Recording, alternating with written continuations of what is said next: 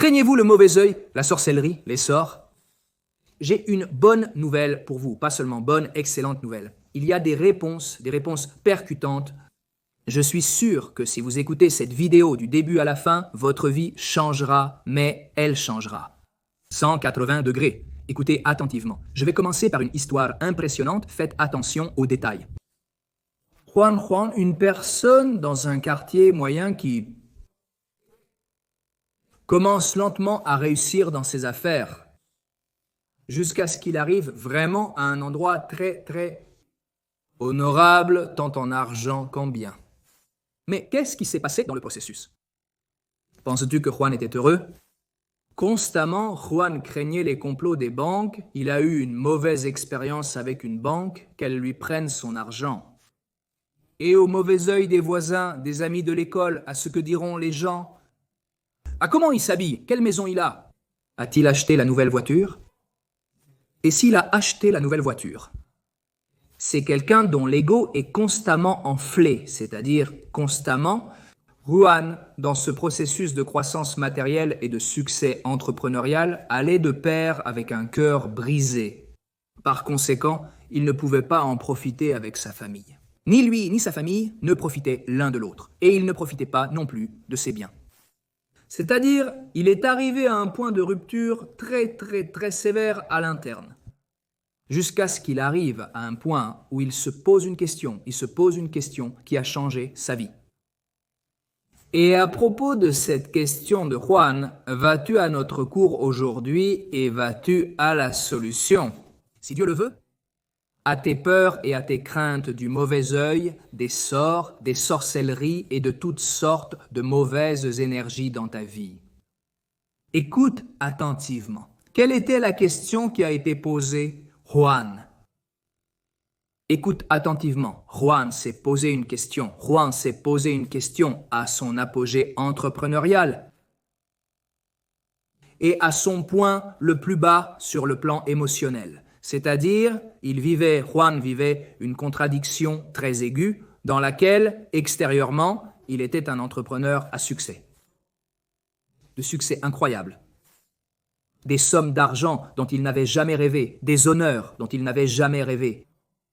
Mais sur le plan émotionnel, il a atteint un point dont il n'avait jamais rêvé qu'il atteindrait. Il y avait donc une dissonance cognitive, comme un fossé entre son cœur, son esprit, son action, qui ne lui permettait pas de vivre paisiblement. Mais seulement quand il savait, personne ne le savait. Il a gardé cela profondément dans son cœur. C'est-à-dire, sa famille, elle percevait que Juan n'était pas le même Juan qu'avant, mais elle n'avait personne à qui parler. Tout était très superficiel, avec Juan, les yachts et les voyages, et la maison sur une île des Caraïbes. Et ceci et cela, c'est-à-dire à un niveau extérieur, Juan dans les étoiles, à un niveau intérieur, Juan très en bas. Quelle était la question que Juan s'est posée?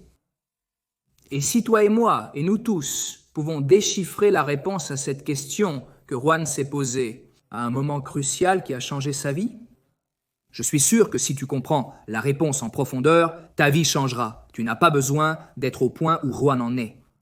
Tout est une question de pourcentage. C'est qualitatif, pas quantitatif. Mais si tu as ouvert cette vidéo, ce cours, et que tu comprends que tu as des problèmes de peur, qu'est-ce que les autres pensent de toi? Au mauvais œil ou à la sorcellerie, ou au sort ou amulettes. Si tu as ouvert ce cours, cela implique que sûrement à un certain niveau, ce sujet te touche au cœur. Donc je crois que la question de Juan et la réponse que nous tenterons d'y apporter, si Dieu le veut, est importante. Y aura-t-il un avant et un après dans ta vie? Qu'est-ce que Juan s'est demandé? Juan s'est posé la question suivante.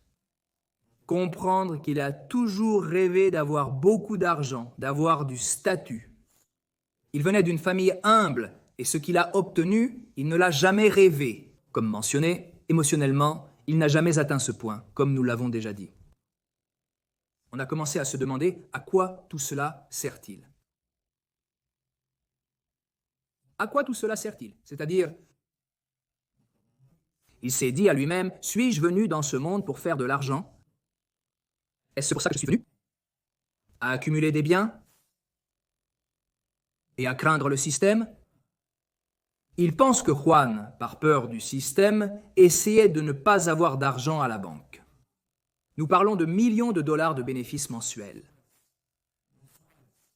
Il était donc constamment obsédé par l'achat de biens tangibles, terrains, maisons, grandes maisons dans les Caraïbes, à Miami, où que ce soit, pièces d'or, pièces d'argent. Voyons comment il pourrait investir l'argent de la manière la plus appropriée. Il craignait aussi que le système s'effondre et qu'il doive peut-être se réfugier dans un bunker. C'est-à-dire, c'était une personne très craintive à cause de choses qui lui sont arrivées dans sa vie.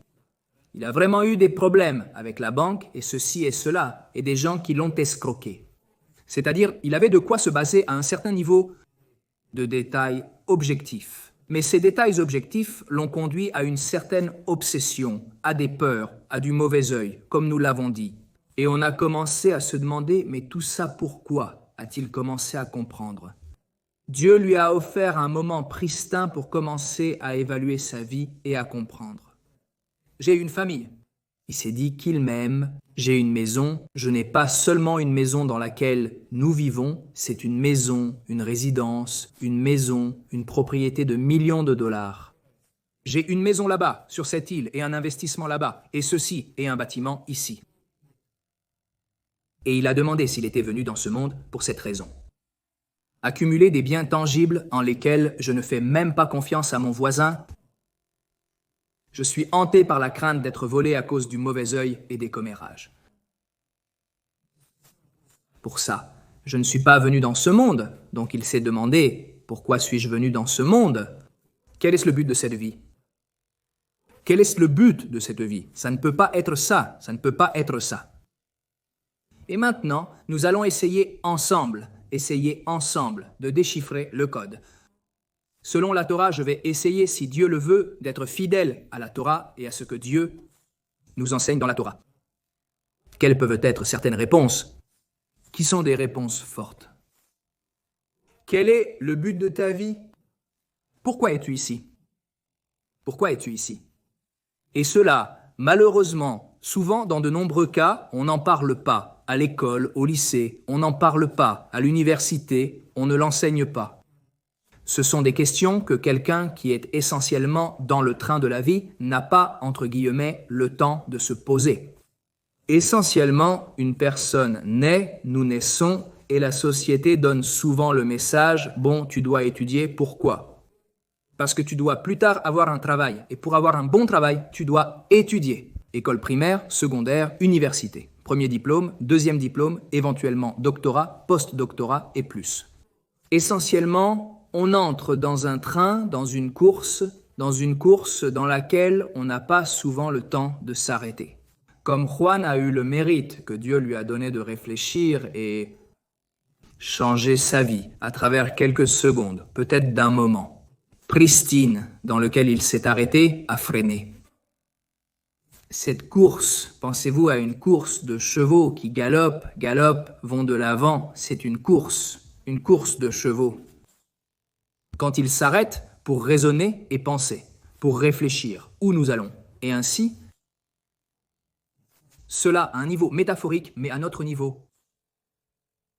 Il faut voir qu'il faut freiner.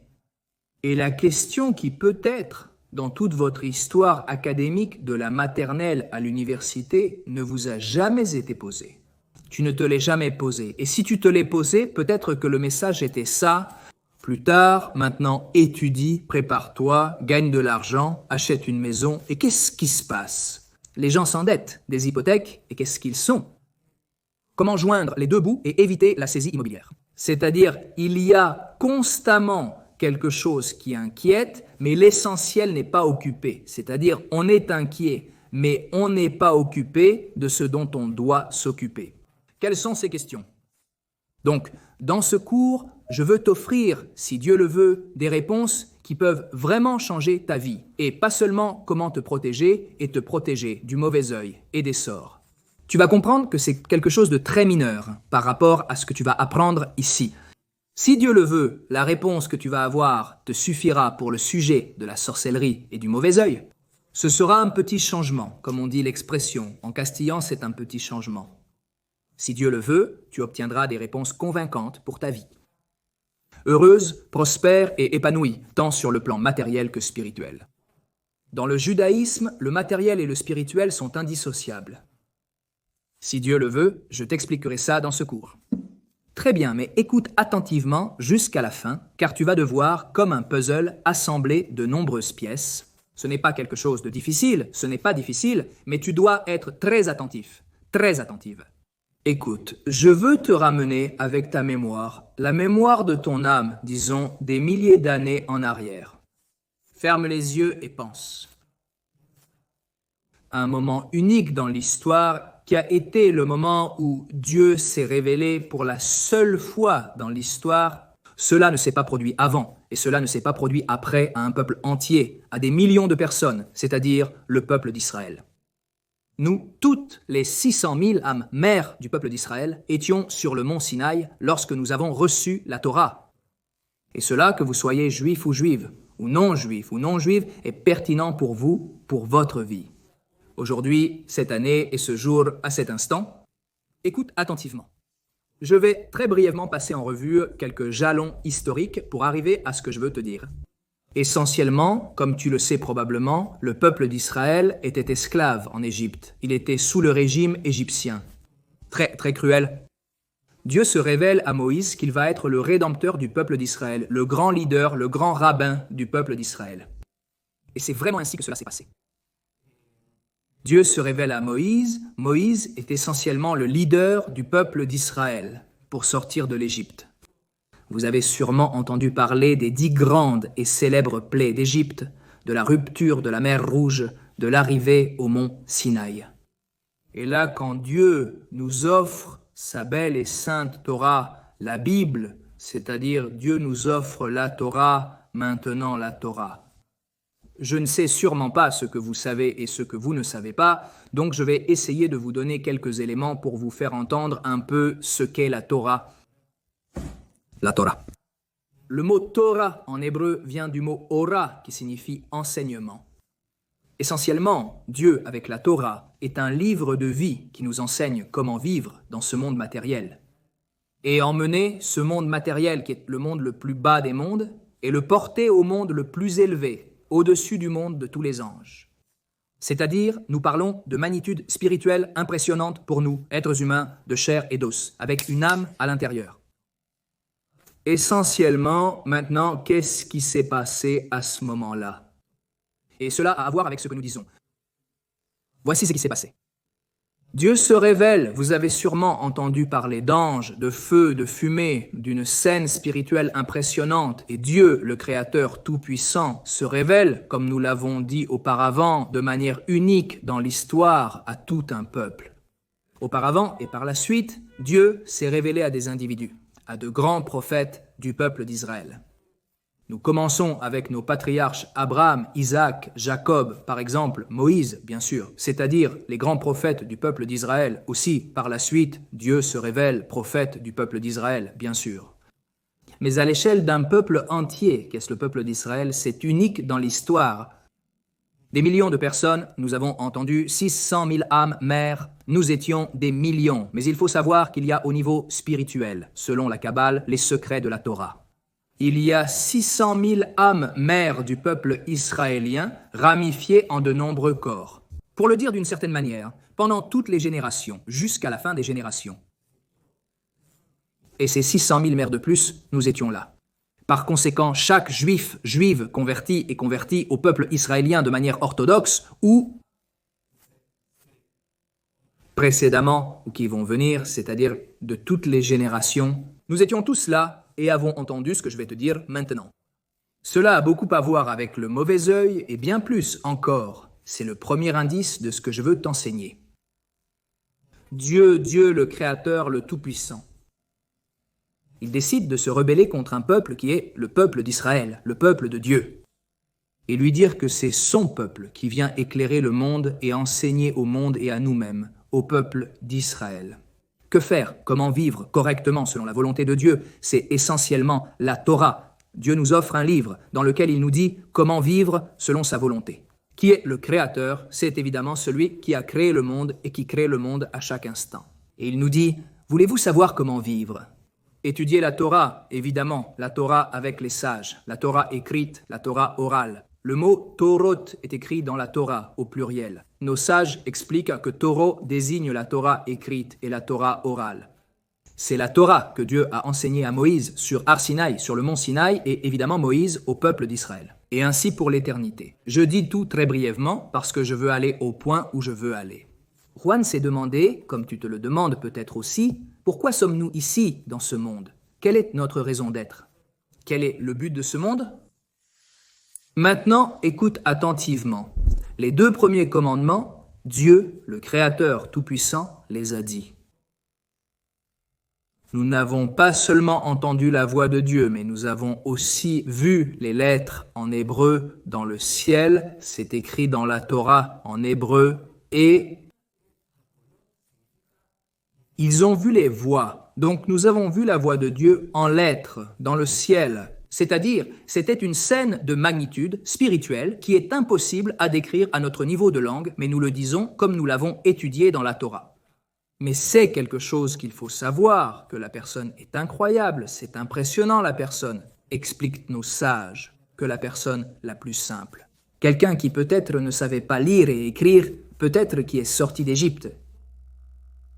Il a eu un niveau prophétique tel que, par la suite, le grand prophète Ézéchiel, le fils de Buzi, un prophète d'une magnitude impressionnante du peuple d'Israël, n'a pas réussi à atteindre ce niveau prophétique. Comme cette personne ordinaire qui a quitté l'Égypte, il faut donc comprendre que nous vivons une prophétie incroyable. Les 600 000 âmes mères du peuple israélien, nos âmes, nous étions tous là, et cela a été inscrit dans notre âme pour l'éternité. Maintenant, les 2 premiers commandements, Dieu les a prononcés. Comme je l'ai dit, nous les avons entendus et vus. Les lettres sont en hébreu, c'est important de le mentionner. La source, le makorsi, en hébreu la source est très mauvaise, de l'hébreu, la Yona Kodesh, la langue sacrée. Je vais le traduire si Dieu le veut. Le premier commandement est ainsi Anoi. Adonai, Eloheja, Asher, Otsetija, Meretz, Mitzraim, Miveit, Abadim, ce qui signifie que je la porte de manière libre.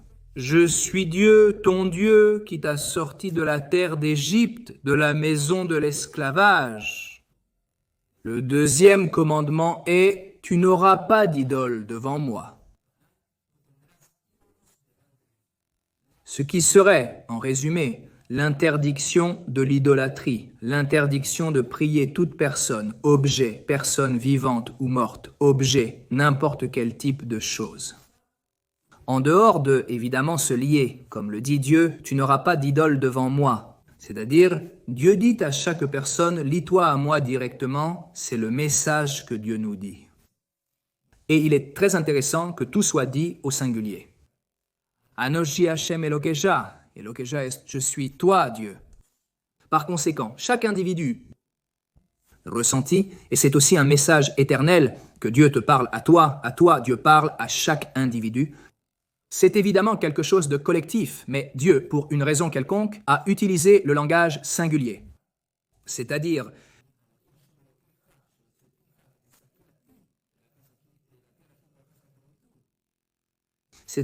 Dieu te demande et nous demande à chacun de nous le lien direct. Je fais maintenant une petite parenthèse avec le titre, avec ce qui a à voir avec le titre de cette classe, qui concerne la peur du mauvais œil, de la sorcellerie, des sortilèges, ainsi que diverses amulettes et superstitions. Nous allons aller au 1er et au 2e commandement, qui va d'abord nous donner une réponse percutante. Si tu comprends cela, comme nous l'avons dit, c'est un changement, mon garçon. Cela va déjà te laisser libre. Cela va être totalement hors de toi. Si tu sais l'appliquer et vivre ainsi, si Dieu le veut. Et cela va te donner beaucoup plus d'outils, comme je te l'ai dit, pour une bénédiction spirituelle et matérielle aussi dans ta vie quotidienne de tous les jours, routinière du jour au jour. Maintenant, nous allons raisonner les cadeaux que Dieu nous fait. Je le dis brièvement, mais nous pourrions en discuter longuement. Il est crucial de saisir en quoi c'est le fondement de tout. Pourquoi es-tu ici? Quel est le but de votre existence? Où vas-tu? C'est impressionnant. Écoute, Anohi. Anohi peut être traduit par le mot moi, Anohi. Hier, je me suis plaint, je suis Dieu, ton Dieu. Très bien, nos sages m'expliquaient-ils. Quelque chose d'impressionnant, quelque chose d'impressionnant. Anohi cache un acronyme. Il faut savoir que dans la Torah, on étudie 4 niveaux, ce qu'on appelle le Pardes, Pshat, Remes, Drash et Sod. Ce serait la partie la plus littérale, la partie la plus insinuée, la partie la plus cachée. Et le secret serait la Kabbale la plus cachée de la Torah, c'est-à-dire les secrets les plus cachés de la Torah. La Torah est toujours étudiée sous plusieurs angles. Selon le plan que l'on étudie, évidemment, tout est réel, mais évidemment, selon le plan, on se concentre sur ce plan. Maintenant, je vais te donner quelque chose, un cadeau qui est évident. Le mot « Anohi » signifie « moi, Anohi », c'est-à-dire « je suis Dieu, ton Dieu », selon le sens simple du texte. Mais ils expliquent quelque chose d'impressionnant et d'incroyable de nos sages. Anohi, c'est une abréviation qui en araméen, pas en hébreu mais en araméen, la langue qui était parlée en Babylonie, c'était une langue, comment pourrions-nous dire, peut-être aujourd'hui, l'anglais en araméen est ainsi. Ananafshik David, et David signifie ainsi moi. Mon âme, je l'ai écrite et je l'ai livrée.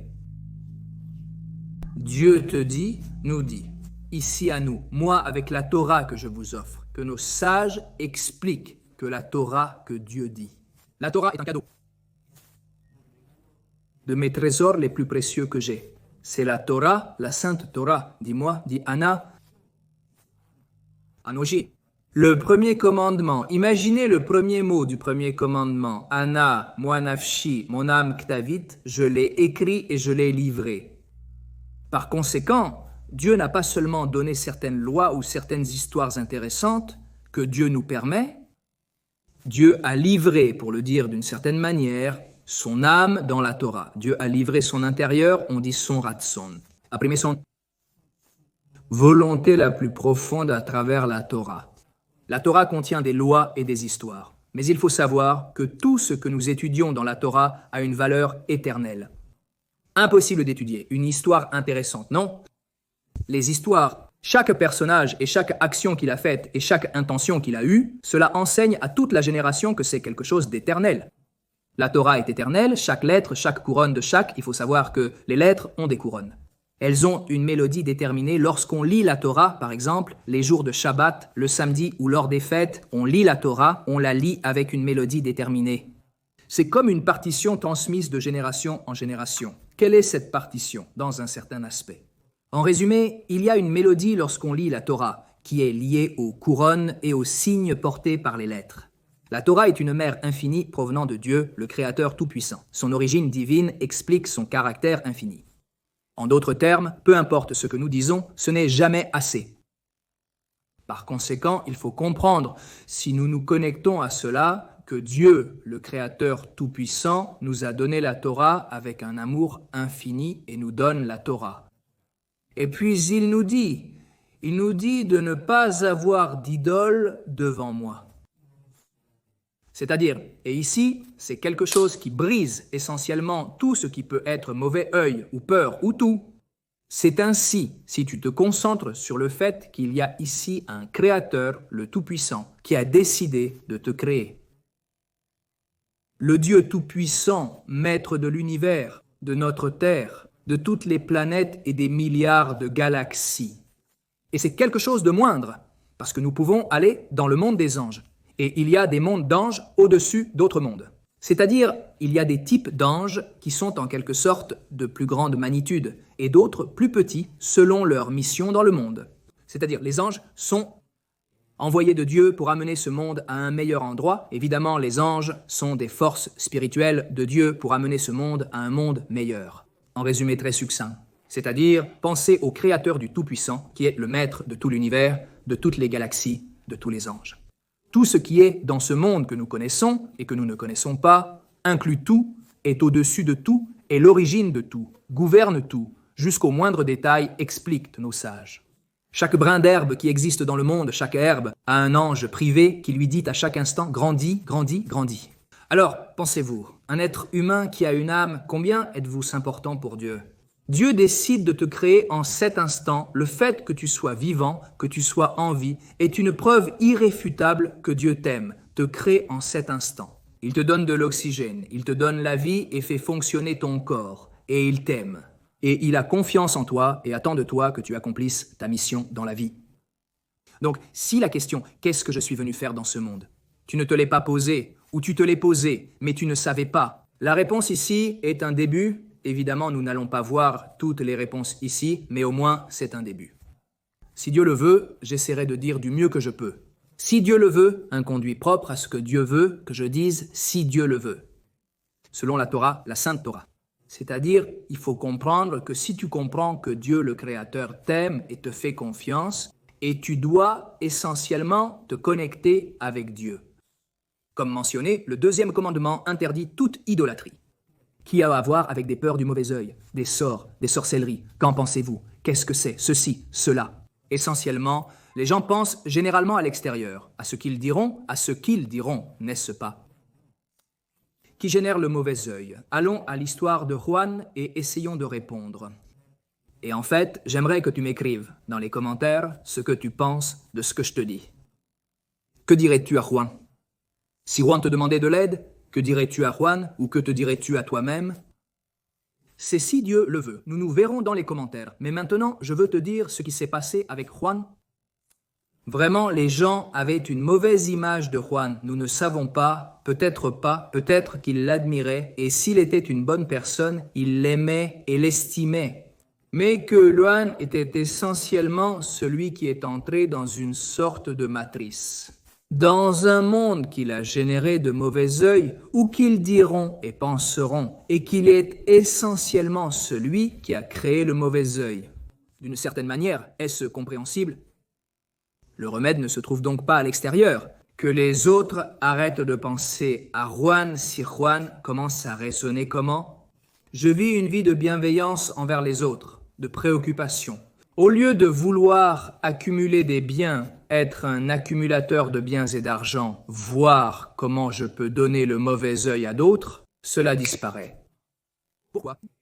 Parce que Juan vit de l'intérieur vers l'extérieur. Pour donner, il est connecté à son essence. Si nous introduisons les concepts hébreux de l'émuna et du vitajon, la foi en Dieu et la confiance en Dieu, que nous avons un but, que si Dieu a créé ce monde et chacun d'entre nous, c'est pour une raison, comme dans le monde normal évidemment. Il n'y a personne qui crée quelque chose sans but. Pensez-vous, quelqu'un crée-t-il un verre sans but? Quelqu'un crée-t-il une horloge sans but? Quelqu'un, un charpentier, construit-il une table sans but? Pensez à un niveau très simple. Chaque action que vous faites a évidemment un but. Si vous allez quelque part, vous êtes supposé aller à cet endroit pour faire quelque chose avec un but. Pensez à Dieu, le Créateur tout-puissant, qui a fait ce monde incroyable, beau, avec une harmonie incroyable que l'on peut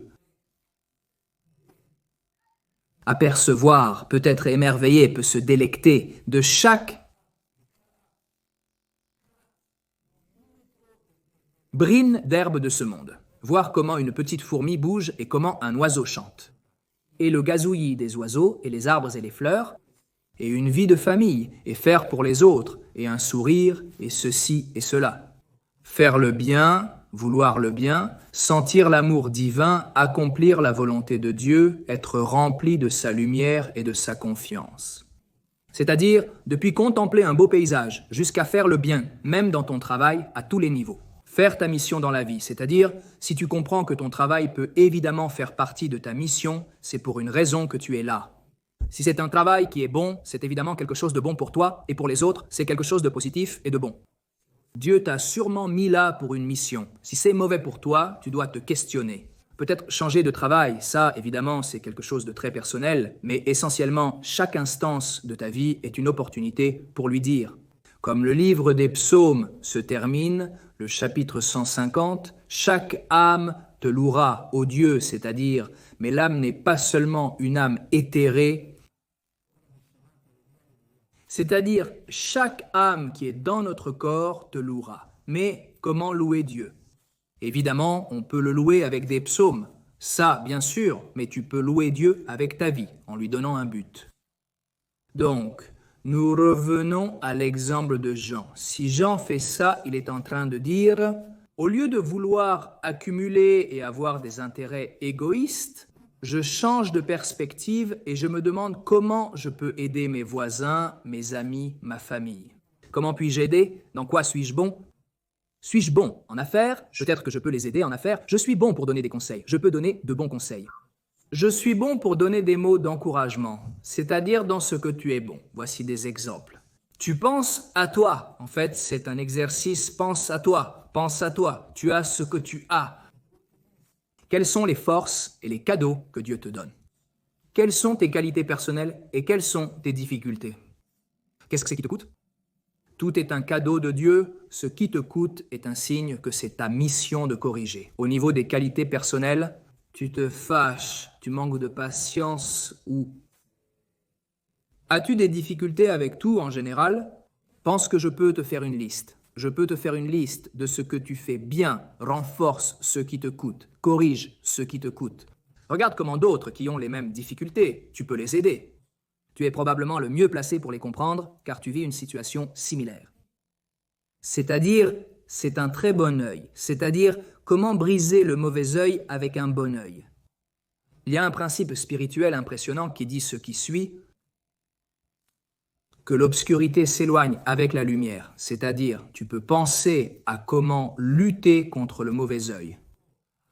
Il y a des gens qui malheureusement pensent et font malheureusement de l'idolâtrie ou quelque chose proche de l'idolâtrie. Il met des amulettes et met ceci et fait des choses. Évidemment, nous avons dit que cela va à l'encontre du deuxième commandement et du premier. Le premier est qu'évidemment, Agnès se plaint déjà à moi. Dieu dit que Dieu se révèle, qu'il nous a sortis de la terre d'Égypte. Dieu se révèle, il y a un Dieu unique, indivisible, le Créateur tout-puissant. Qu'il n'y a rien en dehors de lui, il n'y a rien en dehors de lui, Dieu est tout, l'origine de tout, inclut tout, est au-dessus de tout. Le deuxième est par la négative. N'aie pas d'idole devant moi, interdiction de l'idolâtrie. Ne prie pas ou ne te dirige pas dans une mauvaise direction. Viens à moi, je te le dis, Dieu te dit de venir à moi. Dirige-toi vers Dieu, le Créateur. Évidemment, pourquoi aller vers des choses qui n'ont aucune raison d'être? Qui donne de la force aux choses, hein? C'est-à-dire, rien n'existe si Dieu ne lui donne pas de force, évidemment, et Dieu donne de la force très souvent. Aspect négatif.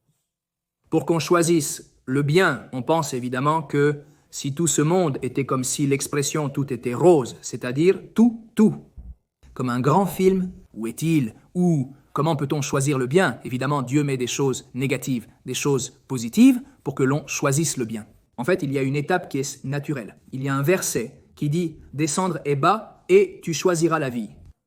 Choisir la vie, c'est-à-dire Dieu te dit de choisir la vie. Mais pour choisir la vie, Dieu te donne quelque chose qui est un trésor incroyable. C'est le libre arbitre. Le libre arbitre est la possibilité de choisir le bien, le libre arbitre. Mais pour que tu aies le libre arbitre, Dieu doit aussi te mettre face à des choses négatives que tu as. Tu dois choisir. C'est-à-dire que la balance soit pesée pour que tu la portes du côté du mérite, du côté du bien. Par conséquent, il y a quelque chose de très important ici. Si l'obscurité peut représenter les peurs des gens, comme la croyance au mauvais œil, au sort et à la sorcellerie. Ça peut être d'autres choses, ça peut être la peur d'autres choses, mais si les gens y mettent, veulent lutter contre ça, avec force, ça ne va pas l'aider. La personne se lie à Dieu, au Créateur. Comment peut-il faire le bien? Le focus change. Plutôt que de penser de l'extérieur vers l'intérieur en se disant « Ah, les gens me regardent, je dois me protéger de ça », il faut changer de perspective. Et ce n'est pas changer le focus, comme nous l'avons dit. Tu penses comment j'éclaire le monde, au moment où tu changes le focus, toutes ces choses négatives tombent d'elles-mêmes. Comme l'a dit un grand sage, un grand rabbin, qui a dit avec une simple allumette, on peut vraiment chasser beaucoup d'obscurité. C'est impressionnant. Pensez à une petite action, un bon mot que vous dites, une bonne intention que vous avez, une bonne action dans la pensée, le mot, l'action. Cela chasse toute obscurité, chasse toute chose négative, énergie négative. Et évidemment, et bien sûr, cela vous aide à faire le bien. Donc, pour résumer ce dont nous parlons, il faut penser quand nous pensons au but. Il faut savoir que le judaïsme enseigne que le but. Pensez à quelqu'un qui entreprend un voyage et veut aller d'un point A à un point B. C'est évidemment un excellent endroit, il y va pour une bonne cause. Pensez à chaque aspect de ce voyage, de boire de l'eau, manger, aller aux toilettes, se reposer, écouter un peu de musique, converser, parler au téléphone, demander la bonne direction. Tout ce qu'il fait pendant ce voyage, pendant cette traversée, fait partie du voyage. C'est une partie du voyage, rien n'est détaché du voyage. Par conséquent, il y a quelque chose de très profond que les Juifs disent à la fin du samedi. Le Shabbat, nous disons qu'il y a une bénédiction qui est sur la compréhension, et à un moment donné, nous demandons essentiellement que nos jours, la semaine prochaine, et bien sûr, chaque fois que je le dis dans mes mots, soient loi des jours.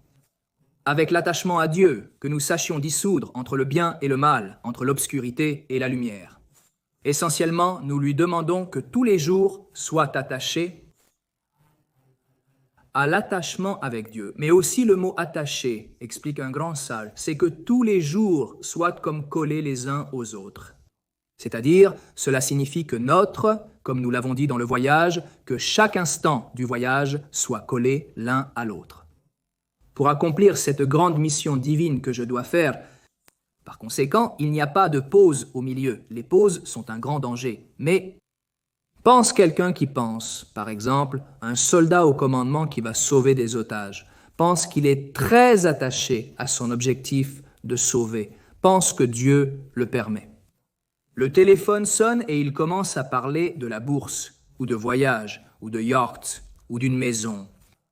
Pensez-vous que cela va lui donner de l'énergie ou le détourner complètement de son but? Il est clair que la réponse est évidente. Donc, évidemment, s'il va parler au téléphone, c'est avec son commandant, avec ses soldats, pour les aider à sauver ses otages des méchants. C'est-à-dire que chaque instant de notre vie soit collé l'un à l'autre, faisant constamment la volonté de Dieu et attaché à Dieu. Comprenez-vous ce que je veux dire? Par conséquent, si l'on vit ainsi en pensant, en comprenant un peu, je veux résumer et conclure notre cours. Comme nous l'avons dit, nous pourrions continuer à parler beaucoup plus, mais pour conclure notre cours, pensez à ce qui suit. Si nous comprenons d'abord que Dieu, le Créateur, a créé ce monde, et s'il l'a créé, il l'a créé pour quelque chose, avec un but, et dans sa création, il t'a créé. Et il nous a tous et toutes créés. Évidemment, pour quelque chose avec un but, donc la prochaine étape est de penser.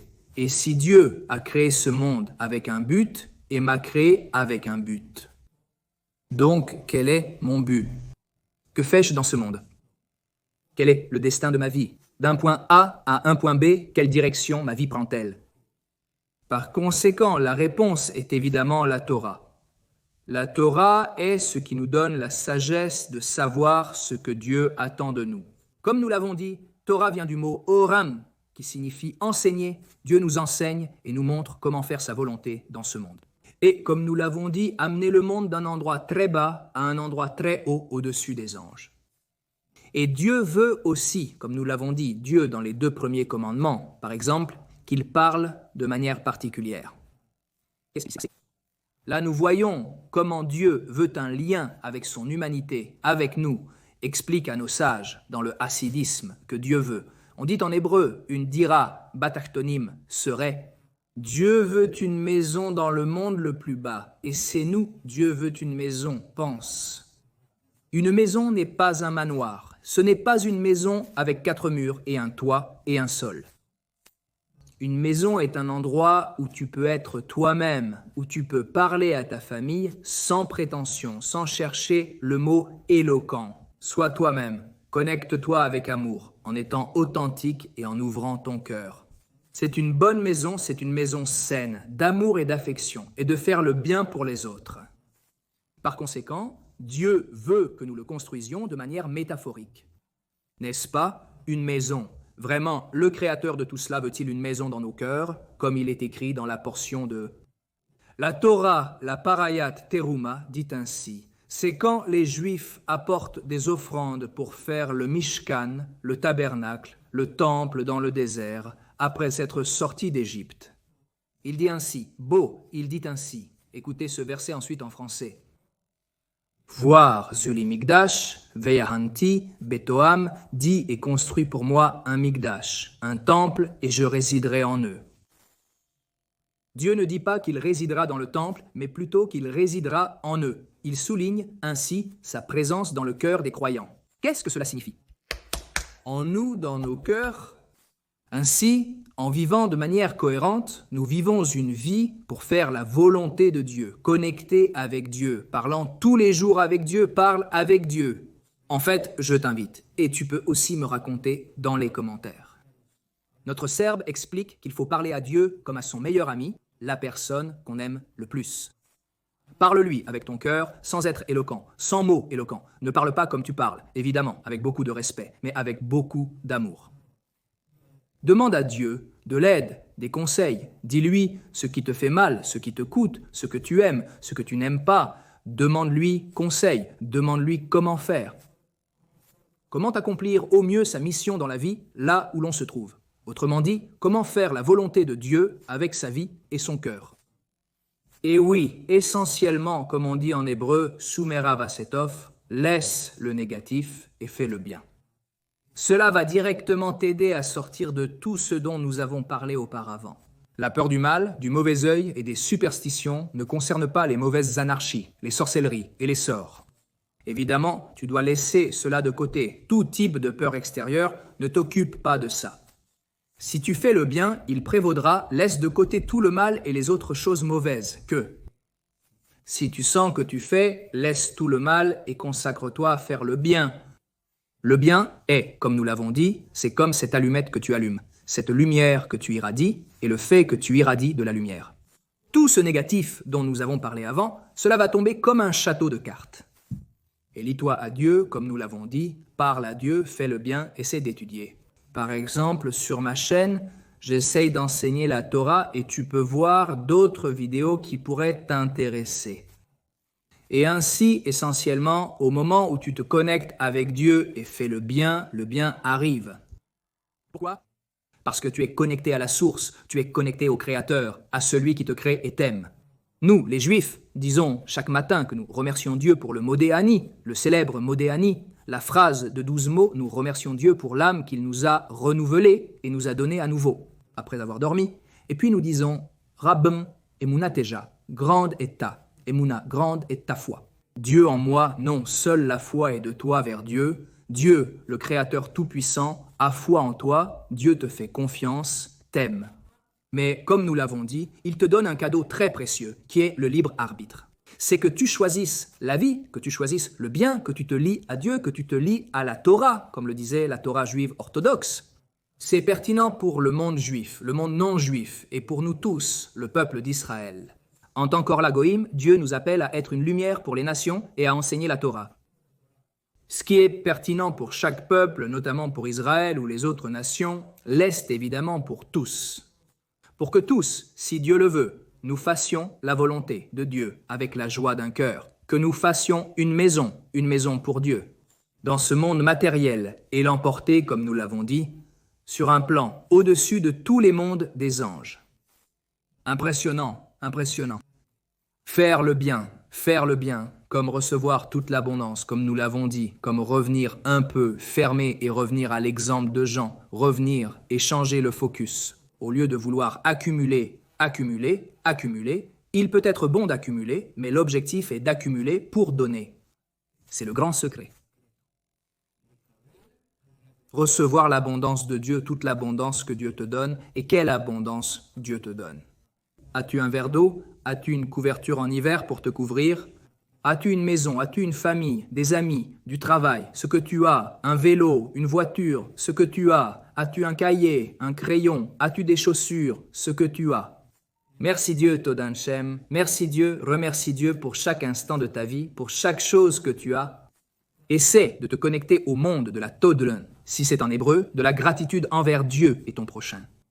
Merci de m'avoir donné un verre d'eau et de l'avoir fait pour moi.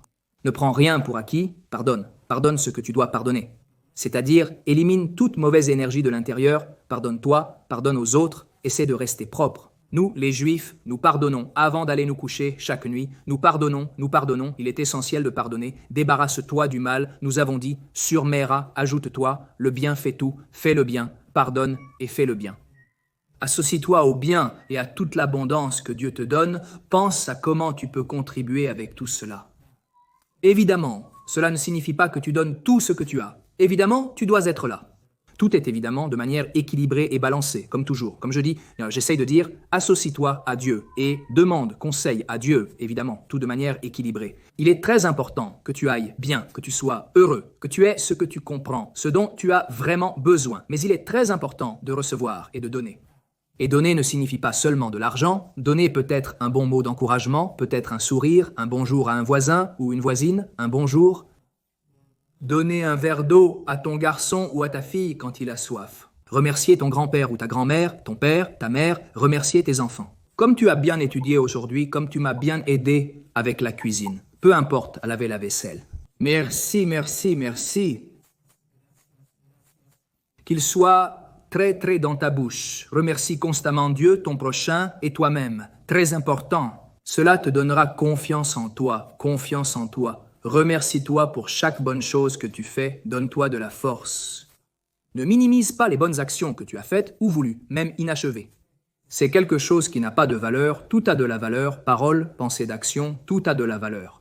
Probablement, il faut essayer en pratique, faire de son mieux, bien sûr, mais il faut savoir que rien ne s'envole dans l'air. Explique en nos sages,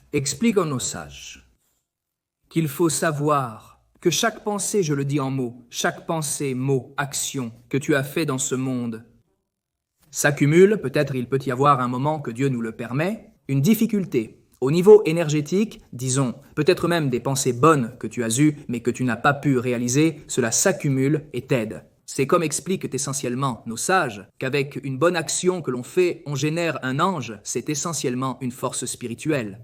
Évidemment, Dieu gère le monde ainsi, comme nous l'avons dit auparavant, on fait une mitzvah, on génère un ange, essentiellement ces anges, dit simplement, ces anges viennent à ton aide. Dieu leur permet, dans un certain sens, de venir à ton aide. Chaque bon mot dit, chaque bonne action faite, chaque bonne pensée, eue dans des moments difficiles ou non, cela signifie essentiellement que tu as comme des soldats d'anges qui vont avec toi. C'est quelque chose d'évidemment très profond, très spirituel. Je l'ai exprimé avec mes propres mots, tel que je le comprends, et l'ai étudié. Par conséquent, il faut savoir qu'il ne faut rien prendre pour acquis.